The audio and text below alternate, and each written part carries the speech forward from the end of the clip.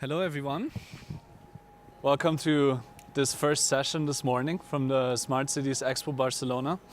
My name is Mendle. I work for ICLEI, Local Governments for Sustainability, and I'll be the moderator for this session today.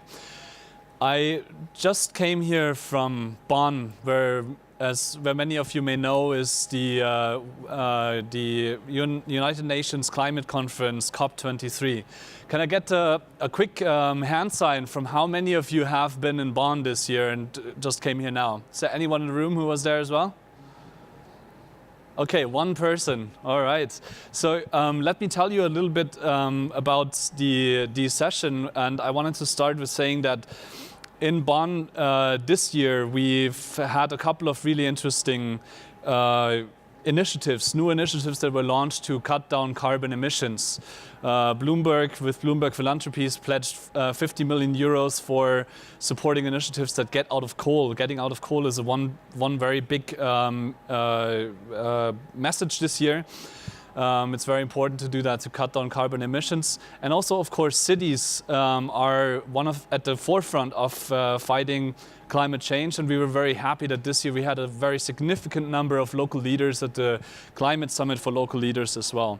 But at the same time, we also had, as a new number coming out, that in 2017, for the first time in 3 years, we actually had an increase in carbon emissions. Which is of course sad news, and essentially means that we have to act faster and better, and especially in cities as well. So that's the topic essentially of this session today, transforming today's cities into low carbon settlements. And I'm very happy to have a very good panel of speakers, 5 speakers today in this very short time. It's going to be a very dense session. I hope we'll have time for questions. But without further ado, I'm going to introduce our speakers to you, and I'd ask all of you to come on stage and join me here as I call you up. So the first speaker of today is Koon Cheong, Dr. Cheong, from the city of Singapore. She's the CEO of the Housing Board of the city of Singapore, and she manages 1 million flats in Singapore, essentially. Dr. Cheong, please, if you want to join me on the stage. And can I get a, yes, thank you. Just pick a seat, wherever you're comfortable. Second, we have with us today José Pique. He is the key account manager of the city of Barcelona for the energy business, and also responsible for the energy business of Siemens as a sales manager here in the region of Catalonia. Please.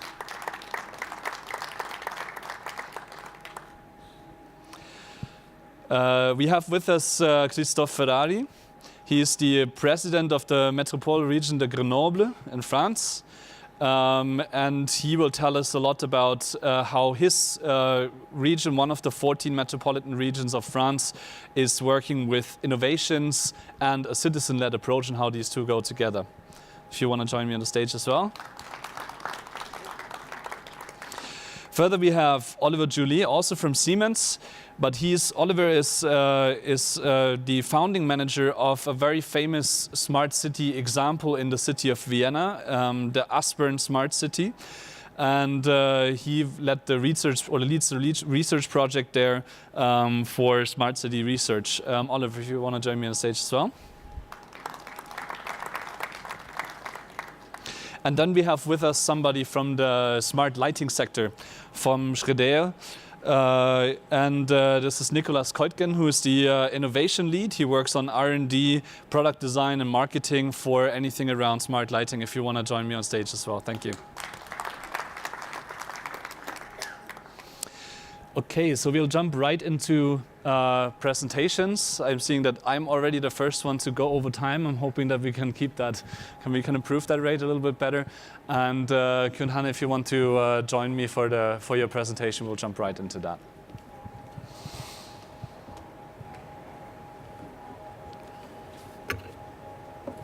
Okay, good morning. I think I'll have to speed through my presentation. I'd like to share a little bit about what we do in Singapore. We are a very small city-state of 5.6 million people. And one unusual thing is this. I'm from the Public Housing Authority, and I house about 82% of the population in 1 million flats in 26 towns and estates. And public housing in Singapore is very unusual because a lot of it is actually home ownership flats, not rental. So I have a great responsibility to build a really good living environment for our citizens. And we have a roadmap where we want to do well-designed and community-centric, sustainable and smart towns for our citizens. So we are guided in our development by a sustainable development framework where we have 10 key desired outcomes which are completely aligned with national sustainable goals. And we also have aspirations to be a smart nation because Singapore wants to use technology to provide better living for our citizens, to build stronger communities, to improve business efficiency, and also to provide more opportunities and jobs for everyone.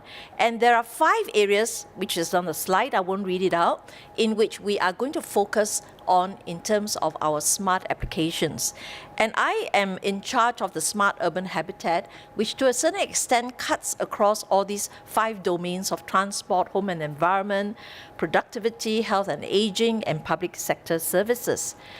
For the Housing and Development Board, we have a framework for building smart towns. And the idea is to build an enabling infrastructure and to have applications and services in 5 areas: smart planning, smart environment, smart estate, smart living, and smart community. So what is smart planning? We are trialing a lot of these in 4 towns, a lot of the pilot smart initiatives. Smart planning is really about using technology to help us to plan well and to design well and to give a good environment and thermal comfort and a reduction of energy in our towns. So the first thing to do is we're building a 3D map for the entire Singapore. I think this should be finished maybe sometimes next year, called Virtual Singapore. And building upon this 3D model, we can do a lot of environmental simulations, which you see on the screen. Wind flow analysis, which cools the town, understanding of solar irradiance for us to put a lot of solar panels in a most optimal way, noise modeling, sunshade analysis. I don't have time to go into this. I could talk for an hour on this, but I've just given you a gist of what we are working on. And we've also developed complex systems modeling. A lot of us actually have many sustainability initiatives, but this complex systems model, which has been developed, allows us to choose the most optimal combination of sustainable initiatives to help us to optimize at the most cost-effective manner in the choice of the various initiatives. So that helps us. We are developing for smart environment a whole national sensor network, a coordinated sensor network by my colleagues in GovTech, so that we can optimize the use of sensors and share the data across all government agencies. In Smart Estate, we're introducing a lot of smart estate type applications to improve estate and municipal services. Again, no time to go into it, but they cover things like smart car parks, smart lighting. I think my colleague here who's going to talk about lighting, smart pneumatic refuse systems. So these are the type of estate services that we are going to use sensors to help us manage better. But it means that we get a lot of data from these estate services, and we are building a smart hub. Actually, we've just finished building it, where we're going to collect a lot of data, whether it's from lighting, from solar PV and lifts. And the idea really is that we can use this data for fault monitoring, working on common dashboards, using big data analytics to do better maintenance regimes and also predictive maintenance. And if you add a layer of artificial intelligence, we think we can actually optimize and automate all these systems. So this is the smart hub that has just been completed. And smart living is about bringing smart applications into the home. In Singapore, we have developed homes which are smart and able. So we put in the infrastructure. In fact, all homes in Singapore have broadband and fiber already. So what we do really is we allow the private sector to bring in services to our residents.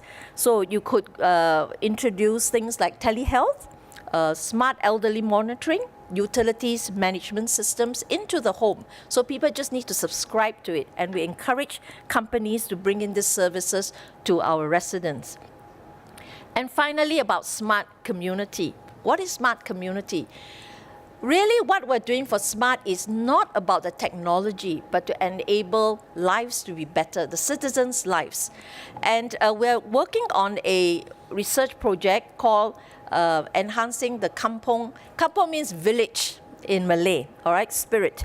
And we want to use geosociographics to actually understand lifestyles and preferences of the citizens. We can then develop new quality of life indicators for people, and from there, understand what they need. We are also looking at collecting data. How do people move? Do they enjoy a public space? Do they like it? Don't they like it? Why don't they like it? And can we harness citizens' inputs to help us to design these public spaces, for example? So this is about encouraging the self-enabled community. And we're also looking into research where we can use urban analytics to forecast receptiveness to some of the initiatives that we want to put in and the types of designs we're going to design for people. So in all, the idea is when we design our towns, we put in a lot of sustainability initiatives. We overlay it with smart applications that help us to reach our sustainability goals, which are aligned to national sustainability goals, and to even stretch the targets to reach these goals. And this is some of the impact of the smart and sustainability efforts. We've committed about $1 billion to develop various smart urban habitat initiatives, which will have a lot of benefits, whether it's about energy efficiency, getting renewable energy, reduction of carbon emissions, saving water, recycling of waste.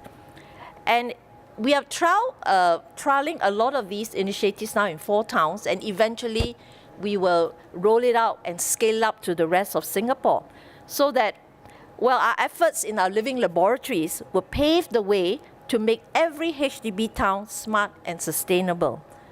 Thank you very much. Thank you very much.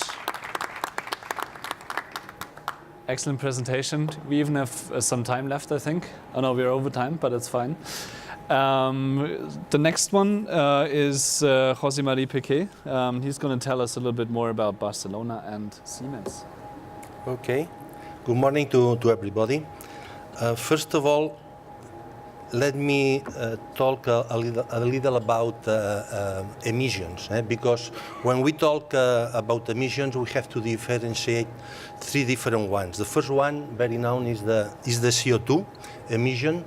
The 70% of the total emissions of CO2 come from the cities in the world, and this CO2 goes to the atmosphere and is the major reason for the global warming and for the greenhouse effect. The second one is the emission of particles. We are talking very small particles. We are talking of PM10, PM2.5. We are talking about microns. These particles come from at least 40% from the transport in the city.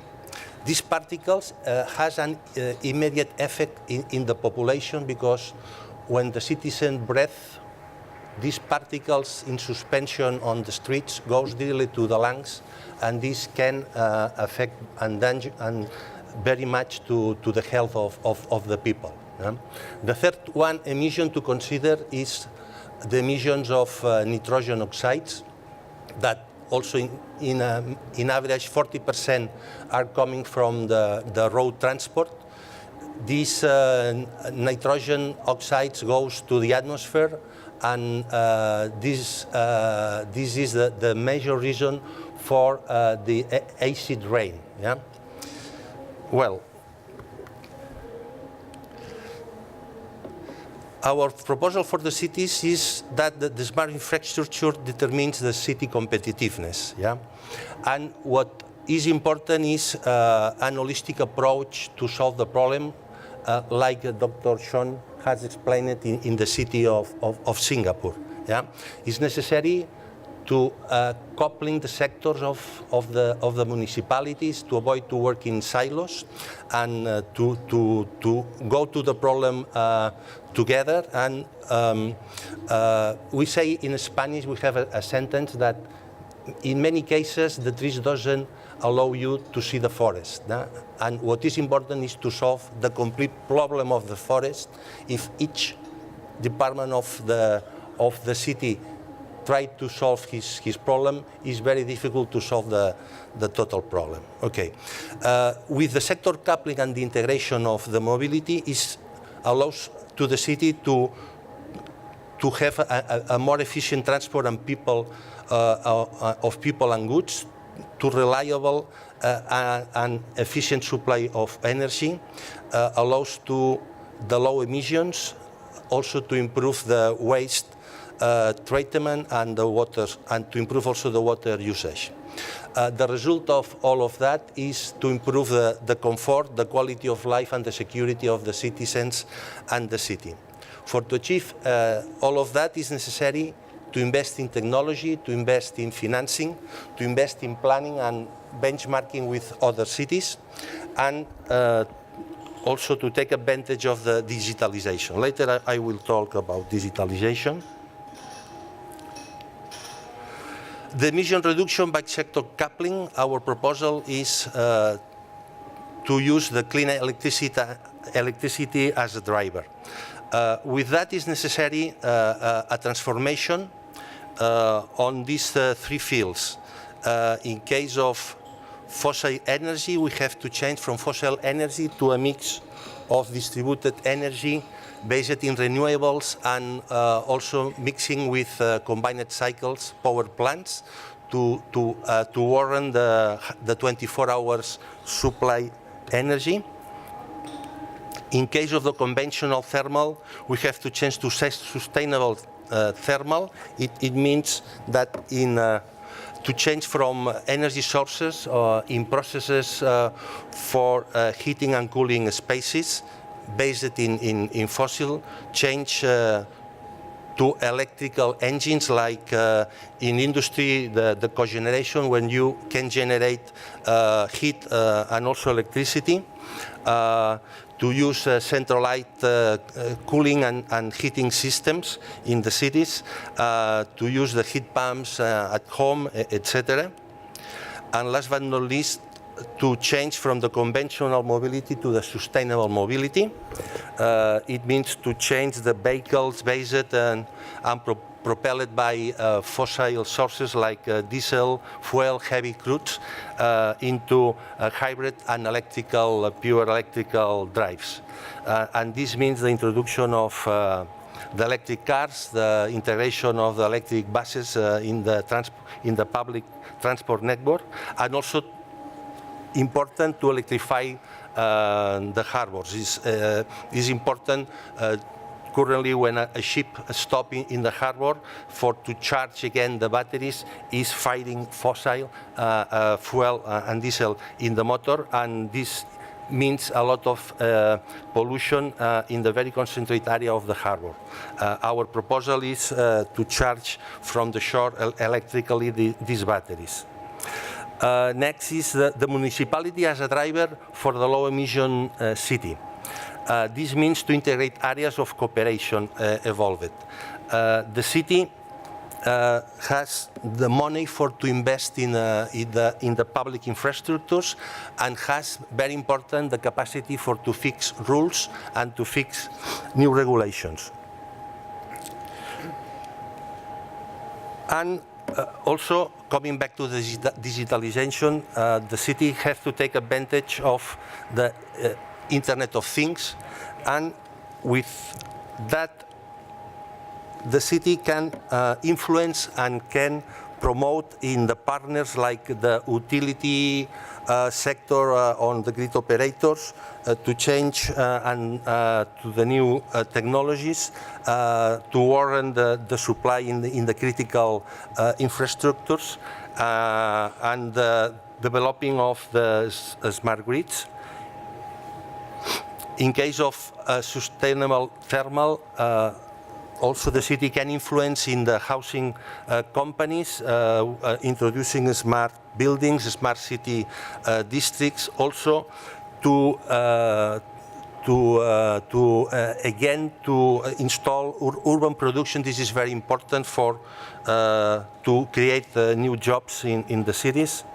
and last but not least, to change the conventional mobility to this sustainable mobility, like it means to the deployment of the electric mobility infrastructure to facilitate the charging of electric cars, and also the electric buses, and charging also the batteries of the ships in harbors, etc. Here you have some examples of intelligent infrastructures that Barcelona has implemented. Sorry, that Siemens has implemented in some cities in the world. You have here two examples in Barcelona, in my city. The first one on the left is the line 9 of Metro of Barcelona. Perhaps some of you has utilized coming from the airport to the Fira. And this consists in a first fully automated metro line in Spain. It's the longest one in Europe. Is 50 kilometers long and has 48 stops. And with that, we increase the capacity of passengers because the trains can run at the shortest headways. The second reference that I show you is the low emission zone technology that Siemens apply in the City of London. With that, the city can reduce 20% less the traffic, reduce the 70% the commuter times, and also decrease 150,000 tons less of CO2. The two latest one is an example in the harbor of Hamburg with our Sea Harbor, and the last one is and smart building technology applied in the Institute of Science and Technology of Environment of Barcelona. Mr. Pique, maybe we can leave the last few slides for the question section because we're running out of time a little bit. I'm sorry about that, but thank you very much for this. Thank you.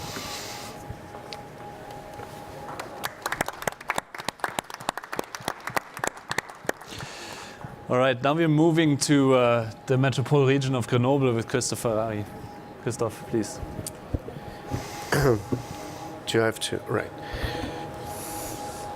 Well, thank you very much, ladies and gentlemen. It's a great pleasure for me to be here, and thank you for the organizers to give me this opportunity to present today just what's going on in this very beautiful metropole of Grenoble in the Alps, in the French Alps.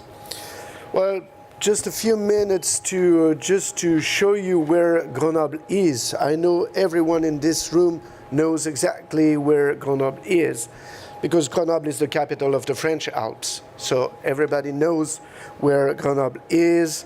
It's a region where we're just surrounded by mountains all around us. And as you see, we are very close to the airport of Geneva and also the airport of Lyon, very well connected to all around the world, all the cities in the world. As you can see on this picture, we are surrounded by mountains, and we've got a very strong history, especially one that you can see on the right is the castle where the French Revolution started, because the citizens 2 centuries ago were not very happy about what's going on in the country, and they wanted to be more involved in the process of discussions and the processes of decisions, especially political decisions. This is a point that I wanted to discuss here, especially because you cannot build a smart city without involving the citizens in the process. The technology is great, it's beautiful, it helps, but the technology is nothing if you don't have the citizens involved in the process. So the citizens is not something that you give for feeding to the people, it's something that you use for helping people in their life. So also the metropole of Grenoble is known for the sports and also the culture, as you can see on the pictures. Just a few facts. Well, the metropole of Grenoble is about 450,000 inhabitants. It's 49 cities, and I have the pleasure to be the president of this whole staff, from villages in the mountains of 80 inhabitants to the big city of Grenoble of 160,000 inhabitants. We have decided to put our energy all together to work on economic development, higher education and research, water and sanitation, waste treatment, transport, energy, urban development, environment, which means all the questions that are related to the smart city questions. So this is where, in the metropole area, where we decided to put emphasis on building a smart city, a smart metropole, I would say, and this is what we decided to do. So we have a high population density, a vulnerable population with a lot of risks, flood risk, technological risk, all these kind of things. We've got about 10% of people living on minimum income, and 23% of the population is exposed to road traffic noise, and also we have a problem of poor air quality, which is maybe the case of all alpine cities due to the question of the inversion of temperature, especially in winter. So we have been called the capital of innovation. This is not what I'm telling you, this is what the other people tell about us. Especially because we've got one of the best universities in France. We are the second spot of university and research in France after Paris. And we have also some Nobel Prizes, Turing Awards, different kind of awards in research, and also some very interesting industry sectors, especially on electronics and micro and nano electronics, also of IoT and software, energy technologies, medtech and healthcare, chemicals and clean techs.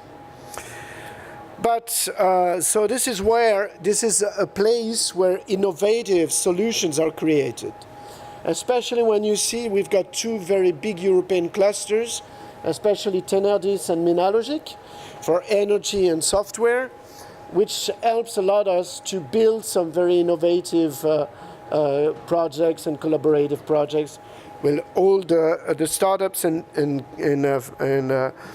different kind of industries we have in the sectors. But as I said, you cannot build a smart cities without the involvement of the population. And this is what we try to build, especially in the metropole, to give to people their way of thinking their future using the different opportunities in technology. So we want to, we have some places where public awareness camps, citizen consultation platform, open innovation, and all this kind of open data policy, which helps people for giving their point of view on how they want the metropole to behave in the future. We have an ambition, a sharing economy, with 4 key fields for action. On transport, the carpooling big band, because we know that the new, well, we've got a treasure, which is the place that we have in the cars. The empty places in cars, it's a real treasure, and we want to build, to work on that. The energy with the multi-energy smart grids, and also with health policies to improve health and quality of life. So we built a civic lab. A civic lab is where people can meet, where people can create. It's a place where all the innovative and creative point of view of the citizens can be given, and they can build their ideas, and they can develop their ideas so that they can help us, and especially the metropole, in building solutions for a better future. So I would like again to thank you for your attention, and don't hesitate to come to visit our stand here, our booth. And tonight, I guess it's at 6 o'clock. Okay, there's a wine and cheese party if you want to come. I guess that's most important to say. Thank you very much. Thank you, Christophe, for the nice invitation. Definitely not missing out on wine and cheese from Grenoble. Maybe since we have a couple of seconds left, I just want to do something which I should have done earlier, but remind you that those of you that are on your smartphones most of the time already anyways, you may want to check out the Fiera Barcelona conference app for the Smart City Expo, where you have this function that is called Ask and Vote. It's a little microphone button, and if you click on that, you'll find this session, and you can use it to enter some questions for us that we'll answer after the last two presentations. And you can also upvote questions that you find most important, and I'll try and pick the one or two most pressing questions from that app later to answer. Okay, and now we're moving across the Alps to the other side to Vienna in the Seestadt Aspen. So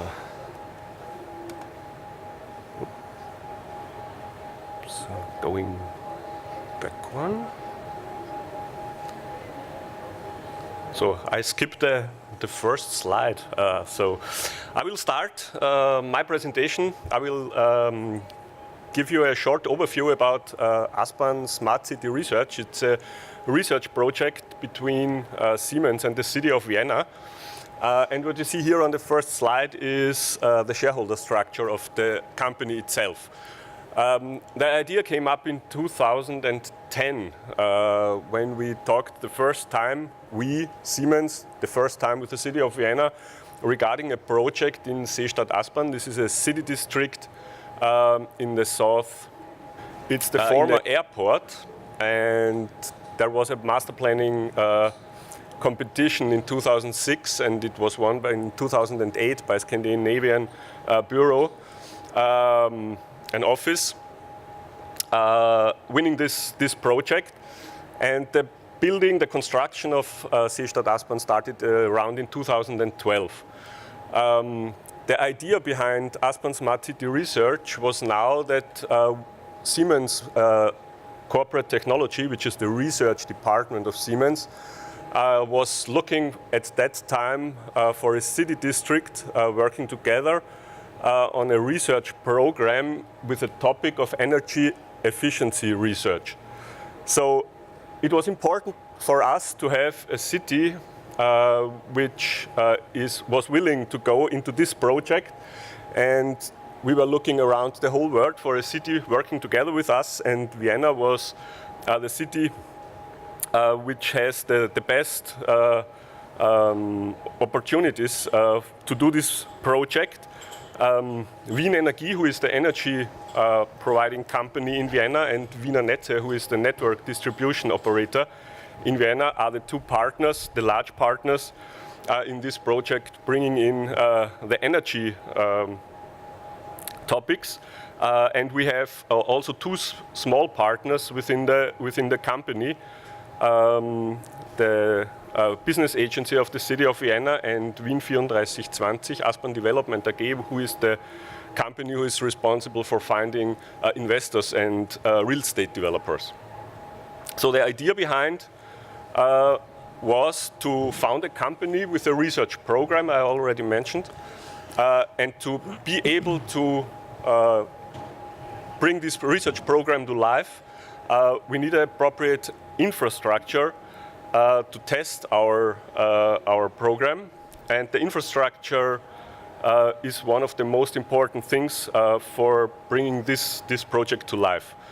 The whole budget of the project is around 38.5 million euros. It's over a 5 years span. We started in 2013, and we will finish the first phase of this project in 2018. What you see here is also the shareholder structure. 44% of the company is owned by Siemens, around 30% by the energy providing company, and 20% by the network operator. And coming to the budget, infrastructure planning and construction takes around 10 million euros. I will tell you a little bit more about the infrastructure we use here in the next slides. Then we have operation and maintenance for this infrastructure, around 6 million euros. Research and development is the largest part, 14 million euros, and the rest is for the ASCR staff and the operating costs of the whole project.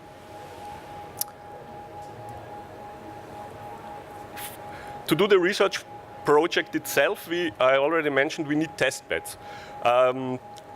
We have 3 test beds established in Aspen. The first one is the smart building test bed.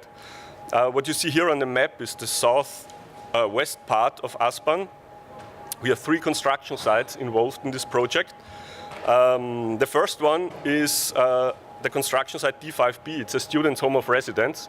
And the infrastructure in this area regarding energy production is a large PV on the roof with 220 kilowatt peak.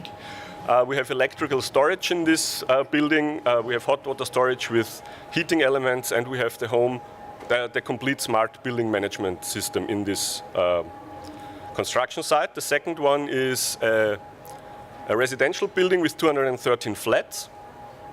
There are 7 heat pump systems included. We have solar, thermal, and hybrid technology, as well as PV on the roof. Again, hot water storage and the sole storage below the garage. An electrical storage, a small one, as a battery. Then the smart building automation system once again. And in 111 flats, we have smart home automation systems. And the third testbed in the building area is a school campus with nearly the same infrastructure than in the residential building. So this is, from the building point of view, the infrastructure we need for our research work. The second testbed is the smart grid testbed.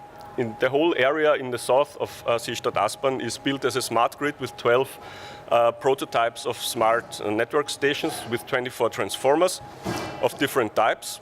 We have more than 100 grid monitoring devices in the field and more than 500 smart meters and 5 electrical storage systems. And the third testbed is the glue between these 2 domains, smart buildings and smart grids. It's a central data warehouse which collects the data from the buildings and from the grid testbed. So these 3 testbeds we need to do our research work. A few words regarding the research program itself. It took us nearly 1 year to develop this research program together with Siemens, Wien Energie, and Wiener Netze. And the outcome was we have now 11 use cases in place in the domains grid, building, and smart ICT. And I will give you a short overview about the use cases. In the building area, we are talking about a self-consumption optimization of the building itself. We have a use case where the people who are living there are involved in the project, and we talk about predictive maintenance in the building. Building flexibilities is when a building is producing energy and is able to store energy. We have 2 possibilities to deal with this energy. One is to give it or to provide it to the network, and this is the area you see here between building flexibilities and low voltage grid management. What we want to show is that it makes sense to have buildings integrated in the smart grid. In the grid area, we are following a so-called smart grid migration path. What we want to show is that it's a must to have the grid visible to the network operator when smart managed buildings are included in the project. And last but not least, we have the data center I already mentioned. We use the data, and we are collecting about 1.5 million data sets per day since October 2015, so it's a large database we have now. We use it for grid planning purposes, we use it also for forecast purposes, and we use it also for benchmarking the project. The whole IPRs of the whole project is owned by Siemens, and the city of Vienna is allowed to use the research results in the city of Vienna for free. That's the deal behind the project. Last but not least, I have 2 seconds. You can visit us in Vienna. We have an ASCR demo center where we show the whole project, and thank you for your interest. Thank you, Oliver. It's a really nice showroom that you guys have. I've seen it at least twice. Always happy to go there as well.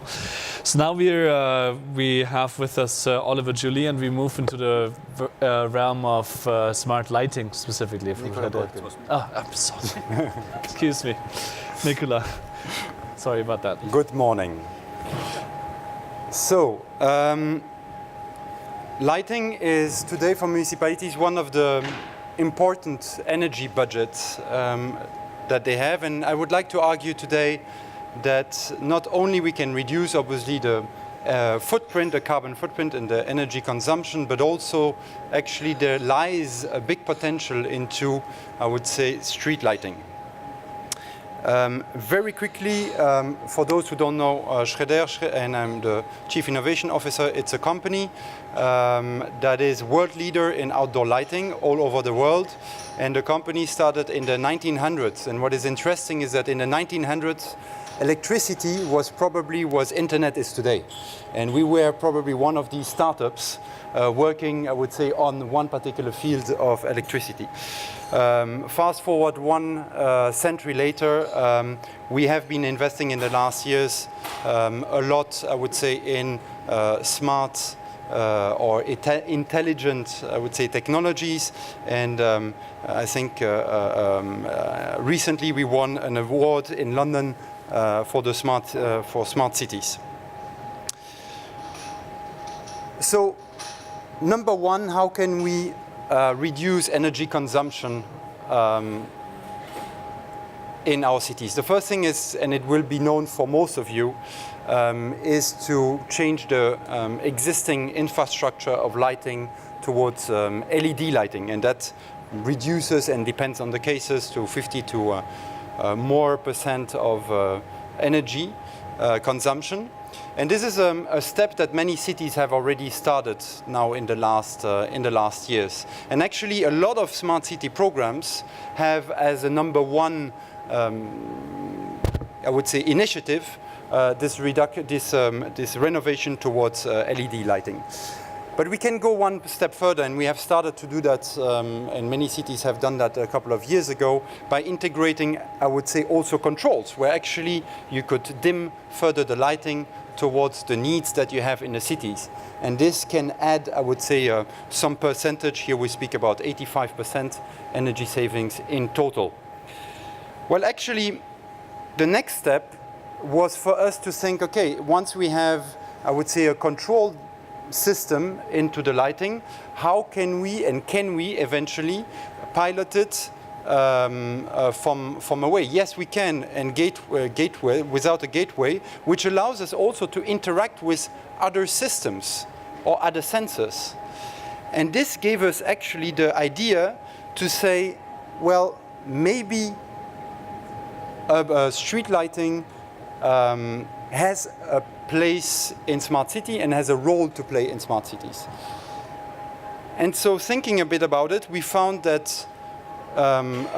street lighting is actually an existing infrastructure in the cities that can be used and that can be valorized, I would say, by the cities. And why is that? First of all, you will find public lighting everywhere. Every 20 meters in a city, you find a public lighting. So, no need to dig and to open, I would say, streets. It's something that is existing. In addition, it is connected, I would say, to the electric grid. So if we have to put sensors or cameras or whatever, you have already the access, I would say, to the power. Another point which I think is important is actually the height. Being, I would say, a couple of meters high, 5 or 10 meters high, actually for telecommunication purposes, it's a perfect situation to establish a city-wide network. And at the end, we talked a lot about citizens. Where there is light, there is also people. And so actually we can bring services to the citizen through public lighting. So from that point of view, we started actually, and that is going to be my second point, to develop lighting that is actually capable of sensing. And here I would like just to give 2 examples on how sensing light can actually bring additional value and reduce additionally the power consumption further than, I would say, just the change to LED. First example is when we have the ability to detect empty parking spaces. Today in cities, 30% I would say of the traffic is depending or are people that are looking for a parking space. There are possibilities today to indeed detect, I would say, empty parking spots, informing, I would say, the driver and drive him to the shortest way to this parking space, reducing, I would say, the energy consumption, obviously, of the car, reducing, I would say, the emissions of particles, and so on and so forth. Another example would be the possibility that we have as well to optimize maintenance in the cities. And here, let's take just one example of trash. We can identify where there is trash on the street and direct, I would say, the trash trucks, I would say, to the right place at the right time, and not having them to run through the entire city to try to find out where they need to clean up. And then the last point I would like to do is that there is also the capability of using actually this infrastructure of public lighting to put EV charging.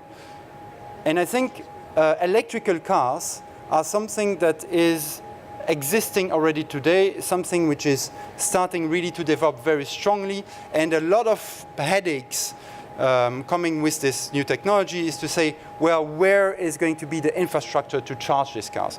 Well, in very dense population areas, like very dense cities, people don't have a garage. People will have to park their car outside in the streets. Well, here we have a good example where we can combine actually lighting, where we can combine EV charging and cameras and loudspeakers and so on and so forth. So to summarize and to try to be on time, I would say public lighting for us is much more than just moving to LED by immediate effect of energy saving. But it's also, I would say, bringing additional value to the citizens, to the city operations, and hopefully also being capable of incentivize resource efficient management of our cities. Thank you very much. Thank you, Nicola. Excellent. So now if I could ask the technical assistants to bring me that iPad I was promised today to see what kind of questions came out of the app. But in the meantime, maybe I'll start with a question of my own to all of the speakers here. So one of the things that we at ICLEI are considering quite heavily is the question of how many CO2 emissions and how much electronic waste and these kind of things actually go into the technical solutions that we're proposing and talking about in the conferences like this. Because there's one number that I want to share with you that I find quite striking. 2% of the global greenhouse gas emissions actually come out of the ICT sector, of the big data centers that we need to run our ICT infrastructure, which is as much as the emissions from the global aviation industry. So every time we enter something into Google, data gets sent to data centers and we produce emissions. So my question is, we've been talking about the solutions to a lot of the emissions here, and they were all kind of technological. How do you, in your daily work, factor in this question of the emissions within the solutions that you're producing to reduce emissions elsewhere? Do we have any of the panelists that would want to reply on that? Go ahead, Nicola. All right. I think Does it work? Yeah. Yep. Okay. So as I just explained, for us in lighting, we believe to be at the edge, I would say, of smart cities. And being at the edge has an advantage, is that maybe some of the information can be treated locally and doesn't necessarily need to be treated, I would say, on servers. I think when the car industry started, nobody was really thinking about how, the consumption of fuel and petrol. And I think in the US we can see these big cars, or we could see these big cars, and so on and so forth. And then in the 70s we had the oil crisis, which maybe made us think that maybe all this oil is not available forever, and in addition has impacts, I would say, on the environment. And I think with data it's a bit the same. We have really to ask ourselves how efficient efficient can we be in the data management. And again, for cities, I think every data that is sent from an infrastructure to a server is also a telecommunication cost. So I think there is an optimization on a cost level, and there is surely an optimization, I would say, on how do you treat information, and maybe not all the information needs to be centralized. Yes, in our project we see that we need a balance between both sides. So when we analyze the data in a good way, then we can find synergies on the energy saving part, as well as on the operating part when we use the data to find or to optimize the processes behind of the customers. So it's always a question of the balance between these two things, and when we just have more costs and more energy consumption regarding the data, then it does not make sense. But what we see in our project that it makes sense to get the value out of the data, and that's the point here. As you know that the global warming, the average global warming in the Alpine region is twice than the average in other places, especially in France and also in Europe. So that means that in the Alpine regions we have to deal with something which is more acute and more complicated in terms of global warming. So we need to find solutions, global solutions to all these kind of questions. But just a point regarding the CO2 emissions by the servers, for example, as you say, we've got a very good startup in Grenoble which is already operating a solution to reuse the energy of the servers, the heat of the servers, and also to heat, for example, swimming pools around, gymnasiums, and this kind of stuff. So we have to think about the global stuff, and this is the solution that we have to organize. Okay. Well, I think as Oliver explained it. Nicholas. Sorry. So that was my fault. The lighting is a great application to decrease immediately the energy consumption in the city. Depends of the different technologies, we can achieve different percentage of this decreasing. Of course, to utilize energy efficiency in the buildings, also you can achieve using monitoring and controlling the buildings. You can achieve 20-30% of decreasement on the energy. Dr. Cheong could put more the data on the point, because you are controlling more than 1 million of buildings in your city. But are another breakthrough technologies that, for instance, I explained it before, the shore power to if we charge the batteries of the vessels in the port, we reduce at zero the emission, the local emission. Another thing is in the power plant behind, far away, is a little bit more of consumption, but locally you decrease immediately to zero this kind of emissions. Depends of the technology, also the implementation of the electrical car, the introduction of electrical buses in the transport public network also will reduce so much the emissions. Thank you. I think it's a very complex question, isn't it? Because we are operating cities where everything is a system. You have to think of the whole city as multiple systems and an ecosystem. Because every solution that you put in actually may generate more energy and creates a different problem. So I'm just thinking of what we're trying to do. For example, when we did the pneumatic waste refuse system, it all sounds very good because it's a clean environment, it sucks the rubbish away. And in fact, yesterday I was meeting with the Barcelona, some of the officials, and they told me about the pneumatic waste they're doing. But we found that it then generated a lot of energy. It needed more energy. So how do you solve this problem? Because one thing balances off another. So I thought for cities, you really need to think of things as a complete system. So what we attempted to do in the complex systems model in a small way is to try to put all these so-called sustainability initiatives into one platform and then do the balancing, because we knew that the pneumatic refuse would generate more energy.